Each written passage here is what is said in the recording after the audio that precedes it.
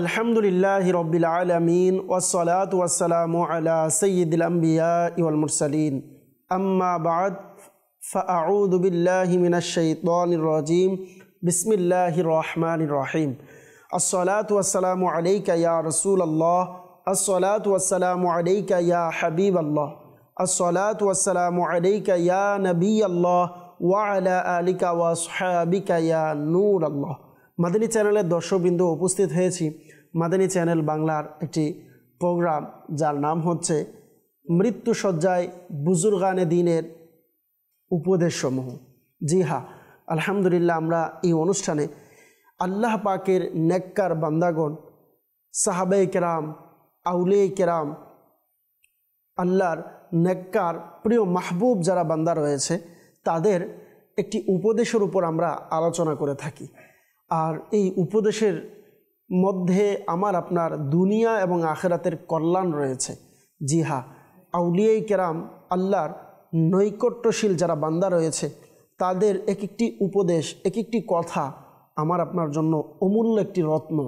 মনে রাখবেন, আল্লাহর ওলিগণ যা বলে যায় তারা দুনিয়া আখিরাতের কল্যাণের জন্যই তাদের ফরমান, এবং আমার আপনার দুনিয়া এবং আখিরাতকে সুন্দর করার জন্য তাদের এই ফরমান। তো আমাদের উচিত অবশ্যই আল্লাহর ওলিদের তাদের ফরমান শোনা, তাদের কথা শোনা, তাদের দেখানো পথে চলা, কারণ তাদের দেখানো পথ হচ্ছে সঠিক সরল পথ। আল্লাহ পাক, কেননা তাদেরকে আল্লাহ অনেক অসংখ্য নিয়ামতসমূহ দান করেছেন। আর আল্লাহ পাক রব্বুল আলামিন সূরা ফাতিহার মধ্যেই আমাদেরকে এ ব্যাপারে নির্দেশ দিয়েছেন, যারা আল্লাহ পাকের নৈকট্যশীল, যাদেরকে আল্লাহ তাআলা ইনাম দিয়েছেন, নিয়ামত দ্বারা ধন্য করেছেন, ওই সমস্ত ব্যক্তিদের রাস্তা, ওই সমস্ত ব্যক্তিদের পথ মত আমার আপনার জন্য সিরাতাল মুস্তাকিমের পথ। এই জন্য অবশ্যই তাদেরকে অনুসরণ করতে হবে, কেননা আল্লাহ পাক রব্বুল আলামিন কুরআনুল কারীমের মধ্যেও বলেছেন সিরাতাল্লাযীনা আনআমতা আলাইহিম, ওই সমস্ত লোকদের রাস্তা যাদেরকে তুমি ইনাম দিয়েছো, গায়রিল মাগদুবি আলাইহিম, কিন্তু তাদের নয় যাদের উপরে তুমি গজব দিয়েছো, নারাজ হয়েছো, যারা গুমরাহি ওয়ালা দাল্লিন, যারা গুমরা আছে তাদের পথে নয়। তো আমাকে আপনাকে আল্লাহ পাক নির্দেশ দিয়েছেন। তো দর্শকবৃন্দ মনে রাখবেন, প্রত্যেকটা বিষয়ের দুইটা দিক, একটা পজিটিভ আর একটা নেগেটিভ, একটা ভালো আর একটা খারাপ। দিন না হয় রাত, রাত না হয় দিন, গরম না হয় শীত। তো প্রত্যেকটা বিষয়ের দুইটা দিক থাকে। তো আমার আপনার জীবনের ক্ষেত্রেও দুইটা থেকে যে কোনো একটা দিক নির্বাচন করতে হবে। একটা হচ্ছে আল্লাহর নৈকট্যশীল নেককারদের দেখানো পথ, আর একটা হচ্ছে গুমরা বদমাযহাব শয়তান এর দেখানো পথ। তো আমি যদি অটোমেটিকলি আল্লাহর নেককার বান্দা যারা আছে, নৈকট্যশীল বান্দা যারা আছে, তাদের দেখানো পথে আমি যদি তাদের পিছনে, আমি যদি তাদের অনুসরণে না যাই, তাহলে আমার আপনার চলা, আমার আপনার সকল কিছু এমনটা যেন না হয় শয়তানের দেখানো পথের দিকে চলে যায়, গুমরাহিদের দিকে আমার রাস্তা চলে যায়, যারা বদমাযহাব রয়েছে তাদের দিকে আমার রাস্তা যেন চলে যায়, দুনিয়াবী ব্যক্তিদের পিছনে যেন আমার রাস্তা চলে যায়, এমনটা যেন না হয়। তাই উচিত যারা বুজুর্গ আছেন, আল্লাহর নেককার বান্দাগণ আছেন, তাদের ব্যাপারে আমাদের সকলকে জানতে হবে, তাদের ফরমানগুলোকে শুনতে হবে, যা আমার আপনার অন্তরকে আলোকিত করবে। আসুন অনুষ্ঠানে যাওয়ার পূর্বে একটি হাদিসে মুবারাকা শ্রবণ করি। আল্লাহর রাসূল সাল্লাল্লাহু তাআলা আলাইহি ওয়াসাল্লামের উপর দুরুদে পাকের ব্যাপারে সহিহ ইবনে মাজার 1085 নং হাদিসে মুবারাকায় রয়েছে, ক্বালা রাসূলুল্লাহ সাল্লাল্লাহু আলাইহি ওয়াসাল্লাম, আল্লাহ রাসূল সাল্লাল্লাহু আলাইহি ওয়াসাল্লাম ইরশাদ করেছেন, আকসিরু আলাইয়া মিনাস সালাতি ইয়াউমাল জুমআতি ওয়া লাইলাতাহা, আও কামা ক্বালা রাসূলুল্লাহ সাল্লাল্লাহু আলাইহি ওয়াসাল্লাম। অর্থাৎ জুমার দিন এবং জুমার রাত, অথবা আমরা যেটা বলি শুক্রবার সন্ধ্যা, জুমার দিন এবং শুক্রবার সন্ধ্যা যেটাকে বলা হয়, অথবা বৃহস্পতিবার দিবাগত রাত, এই রাতের ব্যাপারে বলা হয়েছে। আল্লাহ রসুল বলেন, জুমার দিন এবং তার রাত আমার উপর বেশি পরিমাণের দুরুদ পাঠ করো। সুবহানাল্লাহ। তো প্রিয় দর্শকবৃন্দ, আল্লাহ রসুল সাল্লাল্লাহু আলাইহি ওয়াসাল্লামের উপরে অধিক হারে দুরূদ শরীফ পাঠ করার ব্যাপারে আমাদেরকে নির্দেশ দিয়েছেন। বিশেষ করে জুমার দিন যেন আপনি অধিক হারে দুরূদ শরীফ পাঠ করি। কেন পাঠ করব? কেননা আমরা যদি দেখি অপর জায়গায় ইবনে হিব্বান এর 11 নং হাদিসে মুবারাকায় রয়েছে, আল্লাহ রসুল সাল্লাল্লাহু আলাইহি ওয়াসাল্লাম ইরশাদ করেন যে সল্লু আলাইয়া ফি ইয়াউমিল জুমআতি ফা ইন্না সলাতাকুম তাহদুরু, অর্থাৎ জুমার দিন আমার উপরে দুরূদ শরীফ পাঠ করো, কারণ তোমাদের দুরুদ আমার কাছে উপস্থিত করা হয়। সুবহানাল্লাহ। তো আমরা যদি বিশেষ করে জুমার দিন দুরূদ শরীফ পাঠ করি, আলহামদুলিল্লাহ এই দুরুদে পাক আমার রসুলের দরবারে পেশ করা হয়। আসুন আমরা সকলেই নিয়ত করি ইনশাআল্লাহুল কারীম অধিক হারে বিশেষ করে জুমার দিন দুরূদ শরীফ পাঠ করার চেষ্টা করব। আসুন সকলে মহাব্বতে একবার দুরূদ শরীফ পাঠ করে নিই। সল্লু আলাল হাবিব সাল্লাল্লাহু তাআলা আলা মুহাম্মদ সাল্লাল্লাহু তাআলা আলাইহি ওয়াসাল্লাম সালাতু ওয়া সালামান আলাইকা ইয়া রাসূলুল্লাহ সাল্লাল্লাহু আলাইহি ওয়াসাল্লাম। আজকে আমরা শ্রবণ করব ইসলামের মধ্যে খুবই গুরুত্বপূর্ণ একজন মহান ওলিয়ে কামেল, তাসাউফের একজন ব্যক্তি, যিনি দুনিয়ার চলার সাথে সাথে আধ্যাত্মিক জগতের খুবই প্রসিদ্ধ একজন আল্লাহর ওলি ছিলেন। তা হচ্ছে ইব্রাহিম বিন আদহাম রহমতুল্লাহ তাআলা আলাইহি। ইনার ব্যাপারে আমরা ইনশাআল্লাহুল কারীম ইনার একটি ফরমানের উপর আজকের অনুষ্ঠান আমরা আলোচনা করব। আসুন ইনি কি ইরশাদ করেছেন, আমার আপনার জন্য কি উপদেশ দিয়েছেন।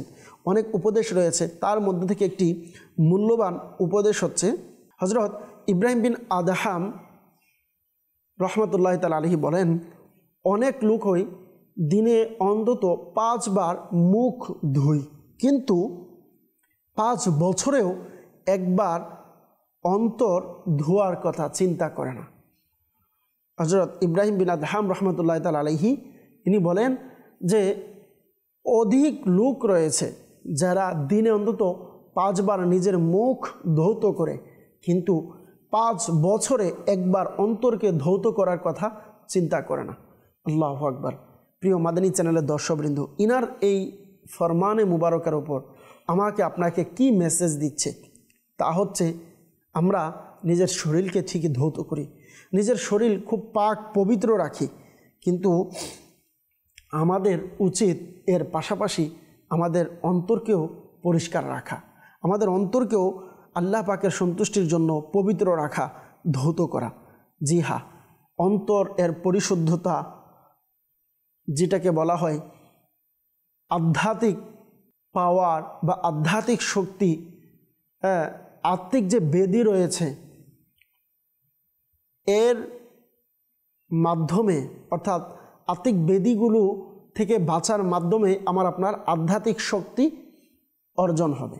আমরা আল্লাহ পাকের নৈকট্য অর্জন করতে পারবো, আল্লাহ পাকের কুরবত আমরা অর্জন করতে পারবো, আল্লাহ পাকের মারিফত আমরা হাসিল করতে পারবো যতক্ষণ পর্যন্ত আমার আপনার অন্তর, আমার আপনার আত্মিক বিষয়গুলো, আমার আপনার ভিতর যতক্ষণ পর্যন্ত পবিত্র হবে না, কলব যতক্ষণ পর্যন্ত পবিত্র হবে না, ততক্ষণ আমরা কখনো আল্লাহ পাকের মারিফত অর্জন করার রাস্তা পাবো না। তো সর্বপ্রথম যেটা শর্ত, এটা হচ্ছে কি আত্মিক পবিত্রতা। বাহ্যিকের পাশাপাশি আমাদেরকে আত্মিক পবিত্র রাখা দরকার, কেননা এ ব্যাপারে মহান আল্লাহ পাক রব্বুল আলামিন কুরআনুল কারীমের সূরাতুশ শামস এর 9 এবং 10 নং আয়াতে মুবারাকায় আল্লাহ পাক রব্বুল আলামিন নিজে ইরশাদ করেন, বিসমিল্লাহির রহমানির রহিম, কদ আফলাহা মান যাক্কাহা, নিশ্চয় সফল হয় সেই ব্যক্তি যে তার আত্মাকে পরিশুদ্ধ করে, অকদ খাবা মান দাসসাহা, যে তার আত্মাকে কলুষিত করে, যে তার আত্মাকে পরিশুদ্ধ করতে পারল না, যে তার আত্মাকে বিভিন্ন রোগ ব্যাধির মাধ্যমে নষ্ট করে ফেলল, সে ব্যর্থ। আচ্ছা, আত্মাকে কিভাবে নষ্ট করা হয়? দুনিয়াবি খাবার আমরা যদি দেখি, বে টাইমে খাবার খাওয়ার কারণে, আমরা যদি দেখি উল্টা চলার কারণে, উল্টাপাল্টা চলার কারণে, আমরা যদি দেখি সঠিক সময়ে সঠিক জায়গায় সঠিক পরিমাণের খাবার না খাওয়ার কারণে আমাদের শারীরিক যেই দুর্বলতা, শারীরিক যেই ব্যাধিগুলো সৃষ্টি হয়, এটার জন্য অনেক কষ্ট করতে হয়, ঠিক ততটুকু আমাদের এই আত্মাকে পরিশুদ্ধ করার জন্য কিছু জিনিসের প্রয়োজন, কিছু বিষয়ের প্রয়োজন, আর কিছু বিষয় থেকে বাঁচার প্রয়োজন, যেটাকে বলা হয় বাতিনি বিমারি, আত্মিক ব্যাধি যেটাকে বলা হয়, যেটা বিতর্গত বিমারি। এগুলো কিভাবে সৃষ্টি হয়? যেমন গীবত, চুগলখড়ি, হিংসা, বিদ্বেষ, রিয়া ইত্যাদি যেই গুনাহগুলো রয়েছে, যেগুলা বাতিনের সাথে সম্পর্ক, বা আমরা চোখে যেটাকে উপলব্ধি করতে পারি না, যেমন যে রিয়া করে, এটা সেই বলতে পারে, অন্য কেউ 100% সঠিকভাবে বলতে পারবে না যে এটা শুধুমাত্র আল্লাহর সন্তুষ্টি নয়, মানুষের জন্য এটা করছে, কারণ এটার সম্পর্ক হচ্ছে দিলের সাথে। আর হিংসা, বিদ্বেষ, এই সমস্ত বিষয়গুলো যদি কারো অন্তরে থেকে যায়, তাহলে তার অন্তর আস্তে আস্তে, তার আত্মা এটা কলুষিত হয়ে যায়, তার আত্মা এটা পরিষ্কার পরিচ্ছন্ন থাকে না এই সমস্ত বিষয়গুলোর কারণে। মনে রাখবেন, আল্লাহ পাক রব্বুল আলামিন আমাদের যেভাবে পোশাক পরিচ্ছন্নতা এগুলোকে পছন্দ করেন, ঠিক সেভাবে আমাদের অন্তর পরিষ্কার থাকবে, পরিচ্ছন্ন থাকবে, পবিত্র থাকবে, এটাকেও আল্লাহ তাআলা খুব মহাব্বত করেন, ভালোবাসেন। যেমন আল্লাহর রসুল সাল্লাল্লাহু আলাইহি ওয়াসাল্লাম হাদিসে পাকের মধ্যে ইরশাদ করেছেন, ইন্নাল্লাহা লা ইয়ানদুরু ইলা সুওয়ারিকুম ওয়া আমওয়ালিকুম, যে নিশ্চয় আল্লাহ তাআলা তোমাদের চেহারা এবং তোমাদের সম্পদের দিকে দেখে না, ওয়ালাকি ইয়ানদুরু ইলা কুলুবিকুম ওয়া আমালিকুম, কিন্তু আল্লাহ পাক তোমাদের অন্তর ও আমলের দিকে দেখেন। তাহলে এই হাদিসে মুবারাকাও আমাদেরকে কি নির্দেশ দিচ্ছেন? তা হচ্ছে ওই যে ইব্রাহিম বিন আদহাম এর যে বয়ান রয়েছে, যে উপদেশ রয়েছে, যে নির্দেশ আমাদেরকে দিয়েছেন, যে মূল্যবান উপদেশ দিয়েছেন, যে মানুষ দিনে 5 বার তার মুখকে ধৌত করার জন্য প্রস্তুত, মুখ ধৌত করে, কিন্তু 5 বছরে সেই ব্যক্তি একবার তার অন্তরকে ধৌত করার, পরিচ্ছন্ন করার, পরিষ্কার করার চিন্তা করে না। তাহলে এই যে এই কথাটি, এটি কোত্থেকে আমরা পেলাম? দেখেন, আল্লাহ তাআলার ওলি, যারা মহান ওলিয়ে কামেল, যারা আল্লাহ পাকের নৈকট্য অর্জন করেছে, আল্লাহর রসুল সাল্লাল্লাহু তাআলা আলাইহি সাল্লামের ফয়েজ যারা অর্জন করেছে, আলহামদুলিল্লাহ, অবশ্যই তাদের কথার মধ্যে কোরআন এবং হাদিস থাকবে, তাদের কথার মধ্যে কোরআন এবং হাদিসের আলোচনা থাকবে। প্রিয় ভাই, যদিও এইটি শুধুমাত্র 2টি লাইন, কিন্তু এই লাইনের মধ্যে অনেক বিশ্লেষণ রয়েছে। শুধু এতটুকুই যথেষ্ট যে আমাদের আসলেই আত্মিক পরিষ্কার পরিচ্ছন্ন করা উচিত। আল্লাহ পাক আমাদের সকলকে এর থেকে বাঁচার তৌফিক দান করুক। আমরা উপরোক্ত আয়াতের মধ্যে আমরা পড়েছি, কদ আফলাহা মান যাক্কাহা, তাজকিয়া, পবিত্র। এটা মানে কি? বলা হচ্ছে আত-তাজকিয়াতু মিনাশ শিরকি ওয়া শাওয়াইবিল মাআসি, অর্থাৎ শিরিক ও পাপের কালিমা সমূহ হতে পবিত্র হওয়া, এটাকে বলা হয় তাজকিয়া। কদ আফলাহা মান যাক্কাহা, আমরা যে আয়াতে মুবারাকা শুনেছি, এইভাবে আমাকে আপনাকে শিরিক থেকে এবং পাপের যে সকল কাজ আছে এইগুলো থেকে পবিত্র থাকতে হবে। যদি আমি তাজকিয়ায়ে নফস যেটাকে বলা হয়, নফসকে পবিত্র রাখতে চাই, আমাকে অবশ্যই আত-তাজকিয়াতু মিনাশ শিরকি ওয়া শাওয়াইবিল মাআসি, যেটা কিতাবের মধ্যে বলা হয়েছে, শিরিক এবং পাপের কালিমা সমূহ থেকে পবিত্র থাকতে হবে। তাহলে আমাদেরকে অবশ্যই এই সমস্ত কাজ থেকে বাঁচতে হবে। কেননা আল্লাহ তাআলা কোরআনুল কারীমের মধ্যে এটিও ইরশাদ করেছেন, কদ আফলাহা মান তাযাক্কা, সফল কাম হলো সেই ব্যক্তি যে আত্মশুদ্ধি অর্জন করলো। আল্লাহ পাক আমাদের সকলকে আত্মশুদ্ধি অর্জন করার তৌফিক দান করুক। প্রিয় ভাই, আল্লাহর রসুল সাল্লাল্লাহু আলাইহি ওয়াসাল্লাম আমাদের জন্য দুনিয়াতে অনেক বড় রহমত স্বরূপ আল্লাহ পাক প্রেরণ করেছেন। আমরা যদি দেখি কোরআনুল কারীমের মধ্যে অপর জায়গাতেও রয়েছে যে আল্লাহর রসুল সাল্লাল্লাহু আলাইহি ওয়াসাল্লামকে আল্লাহ পাক দুনিয়াতে প্রেরণ করেছেন। এটার একটি কারণ এটিও রয়েছে যে তাজকিয়ায়ে নফস, উম্মতকে সংশোধন করবে, মানুষের আত্মার পরিশুদ্ধতার জন্য আল্লাহ পাক আমার নবীকে দুনিয়াতে পাঠিয়েছেন, প্রেরণ করেছেন। যেমন আপনি যদি দেখেন, আল্লাহ পাক রব্বুল আলামিন কোরআনুল কারীমের মধ্যে ইরশাদ করেছেন, বিসমিল্লাহির রহমানির রহিম হুয়াল্লাযী বাআসা ফিল উম্মিয়িনা রাসূলাম মিনহুম ইয়াতলু আলাইহিম আয়াতিহি ওয়া ইউযাক্কিহিম ওয়া ইউআল্লিমুহুমুল কিতাবা ওয়াল হিকমা ওয়া ইন কানু মিন ক্বাবলু লাফি দালালিম মুবিন। অর্থাৎ তিনি সে সত্তা যিনি উম্মতের মধ্যে তারই মধ্য হতে একজনকে রসুল হিসাবে প্রেরণ করেছেন, যিনি তাদের নিকট তার আয়াতসমূহ পাঠ করেন এবং তাদেরকে পরিশুদ্ধ করেন, আর তিনি তাদেরকে কোরআন ও সুন্নাহর শিক্ষা দেন, যদিও তারা ইতিপূর্বে স্পষ্ট ভ্রান্তির মধ্যে ছিল। এই যে আয়াতে মুবারাকায় আমরা শুনতে পেলাম যে আল্লাহ রসুল সাল্লাল্লাহু তাআলা আলাইহি ওয়াসাল্লামকে মানুষের মধ্য থেকেই বাছাই করে আমার নবীকে রসুল হিসাবে দুনিয়াতে পাঠিয়েছেন। এটিও আমাদের জন্য কত বড় সৌভাগ্য যে আল্লাহ পাক রব্বুল আলামিন মানুষের মধ্যে বাছাই করে আমার নবীকে রসুল হিসাবে প্রেরণ করেছেন। আর কেন প্রেরণ করেছেন? যাতে করে আল্লাহ পাকের আয়াতসমূহ তেলাওয়াত করা হয়, অর্থাৎ কোরআনের শিক্ষা দেওয়া হয়। আর আরেকটি কারণ হচ্ছে এবং তাদেরকে যেন পরিশুদ্ধ করে, তাদেরকে যেন পবিত্র করে। আর এটি করবে কে? আল্লাহ রসুল সাল্লাল্লাহু আলাইহি সাল্লাম। আলহামদুলিল্লাহ, আমার নবী যাদেরকে পরিষ্কার পরিচ্ছন্ন পরিশুদ্ধ করেছেন, যাদের আত্মিক বেদিকে দূর করেছেন, তারা ছিলেন সাহাবায়ে কেরাম, যারা আমার রসুলের দরবারে এসে নিজের অন্তরকে পরিষ্কার করতে পেরেছেন, তারা সাহাবায়ে কেরাম হয়েছেন। তারা তাদের মধ্য থেকে সিদ্দিক আকবর হয়েছেন, তাদের মধ্য থেকে ওমর ফারুক আজম হয়েছেন, তাদের মধ্য থেকে উসমান গনি হয়েছেন, তাদের মধ্য থেকে আলী হয়েছেন রাদিয়াল্লাহু তাআলা আনহুম আজমাইন। তো আল্লাহ পাক রব্বুল আলামিন তাদের মধ্য থেকে যারা আমার নবীর দরবারে এসে নিজের আত্মাকে পরিষ্কার পরিচ্ছন্ন করেছেন, আত্মশুদ্ধি করেছেন, সাহাবায়ে কেরাম তাদেরকে আল্লাহ তাআলা নৈকট্য অর্জন করেছেন। যারা আল্লাহ পাক রব্বুল আলামিন তাদেরকে চয়ন করেছেন, যারা নিজের আত্মাকে পরিশুদ্ধ করেছেন, আলহামদুলিল্লাহ সালমান ফারসি রাদিয়াল্লাহু তাআলা আনহু হয়েছেন। যারা আত্মাকে পরিশুদ্ধ করেছেন তাদের মধ্য থেকে কেউ মুয়াজ্জিনের রসুল হযরত বেলাল রাদিয়াল্লাহু তাআলা আনহু হয়েছেন। তাদের মধ্য থেকে কেউ আশিকে রসুলের নামে পড়ে আমরা সকলেই জানি আবু বকর সিদ্দিক রাদিয়াল্লাহু তাআলা আনহু হয়েছেন। এটা কিসের কারণে? তাদের অনেকগুলো কারণের মধ্যে এটাও একটি ছিল যে তাদের আত্মাকে পরিশুদ্ধ করেছেন। তাহলে আমরা এখন কি করব? তো আল্লাহ রসুল সাল্লাল্লাহু আলাইহি সাল্লাম যে পথ এবং যে মত আমাদেরকে দিয়ে গিয়েছেন, দেখেন পূর্বেও সাহাবায়ে কেরামরা আমার রসুলের দরবারে আসতেন, আমার রসুলের দরবারে এসে ইসলামের শিক্ষা নিতেন এবং তাদের আত্মিক বিধিগুলোকে দূর করার উপায় জানতেন, পদ্ধতি জানতেন। আর আল্লাহ রসুল সাল্লাল্লাহু আলাইহি ওয়াসাল্লাম, আল্লাহ পাক রব্বুল আলামিন আমার নবীকে সেই ক্ষমতা দিয়েছেন, আমার নবীকে সেই মুআজিজা দিয়েছেন।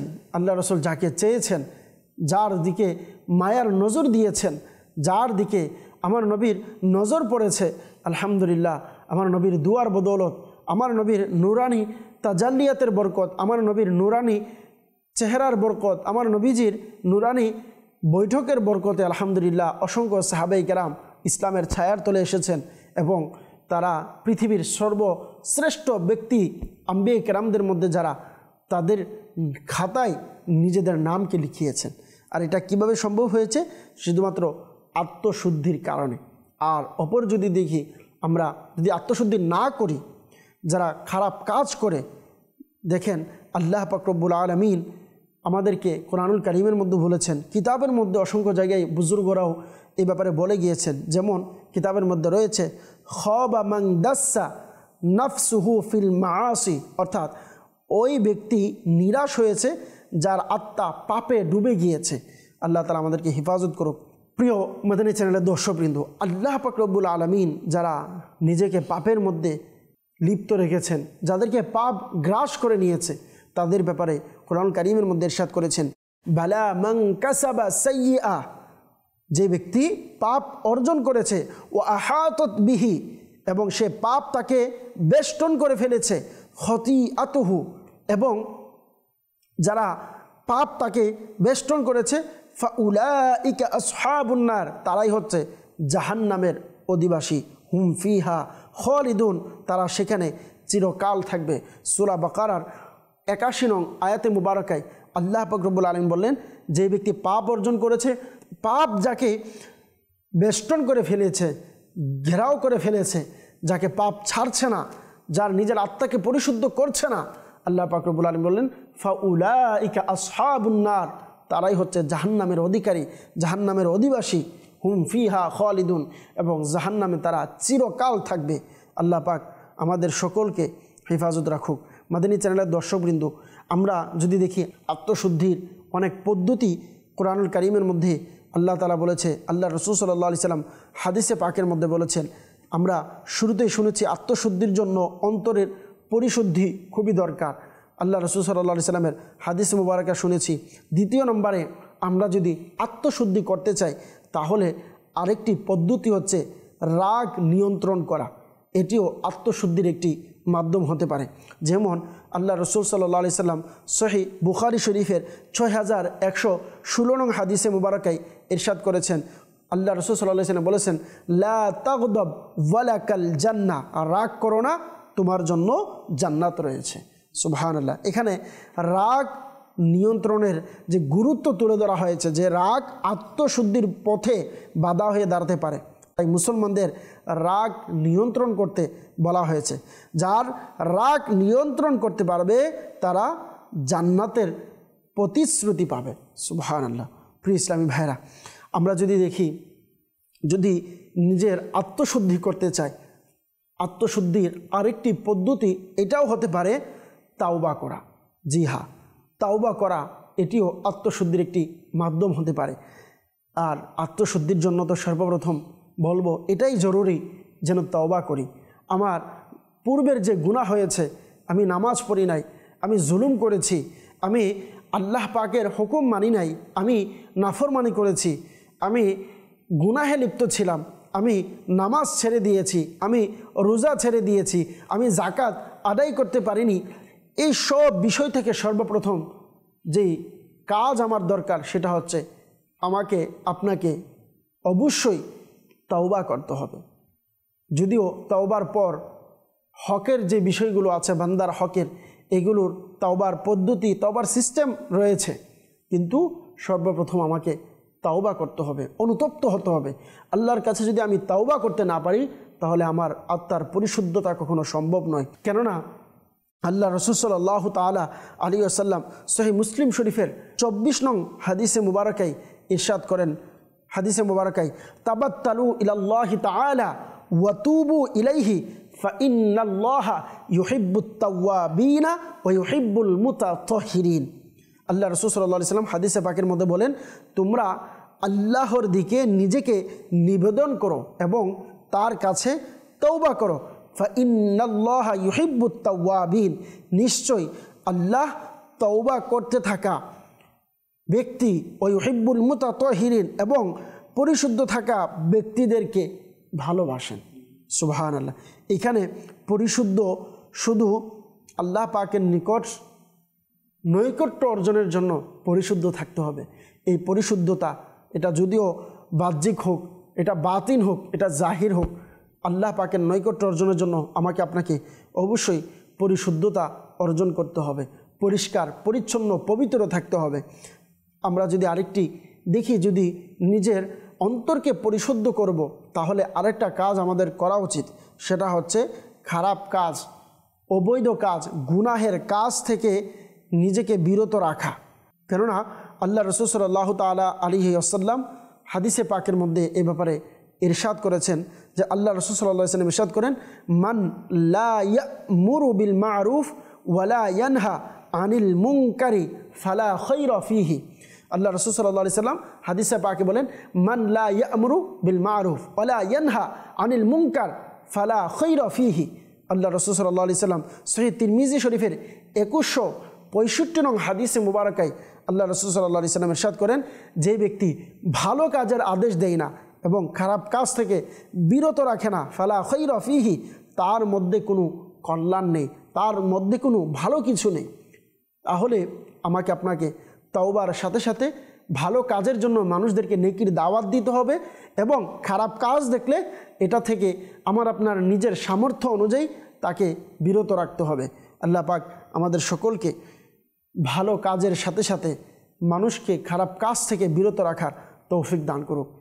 প্রিয় ইসলামী ভাইরা, অন্তরকে পরিশুদ্ধ রাখার আরেকটি মাধ্যম আমরা যদি দেখি, এটা হচ্ছে ঈমান ও ভালো চরিত্রের সম্পর্ক। ঈমানের সাথে সাথে ভালো চরিত্র রাখা, চরিত্র এটা খুবই মূল্যবান একটি বিষয়। আল্লাহ রাসূল সাল্লাল্লাহু আলাইহি সাল্লাম তিরমিজি শরীফের 1162 নং হাদিসে মুবারকায় আল্লাহ রাসূল সাল্লাল্লাহু আলাইহি সাল্লাম ইরশাদ করেন, আকমালুল মুমিনিনা ঈমানান আহসানুহুম খুলুকান, অর্থাৎ মুমিনের মধ্যে সবচেয়ে পরিপূর্ণ ঈমানের অধিকারী সেই ব্যক্তি যে তার চরিত্র সবচেয়ে বেশি ভালো। যার চরিত্র সবচেয়ে বেশি ভালো সে ঈমানের সবচেয়ে পরিপূর্ণ ঈমানের অধিকারী। আল্লাহ পাক আমাদের সকলকে ভালো কাজের পাশাপাশি নিজের হুসনে আখলাক, নিজের আখলাককে উত্তম বানানোর তৌফিক দান করুক।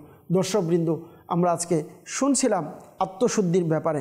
মনে রাখবেন, আত্মশুদ্ধি এটি ইসলামের গুরুত্বপূর্ণ একটি শিক্ষা, যা আল্লাহর প্রতি আনুগত্য, ভালো কাজ, খারাপ কাজ থেকে বিরত থাকা এবং অন্তরের পরিশুদ্ধর মাধ্যমে অর্জিত হয়। হাদিসের মাধ্যমে আমরা বুঝতে পারলাম যে আত্মশুদ্ধির জন্য আমাদের অন্তর ও কাজ, মনোভাব সঠিক রাখতে হবে।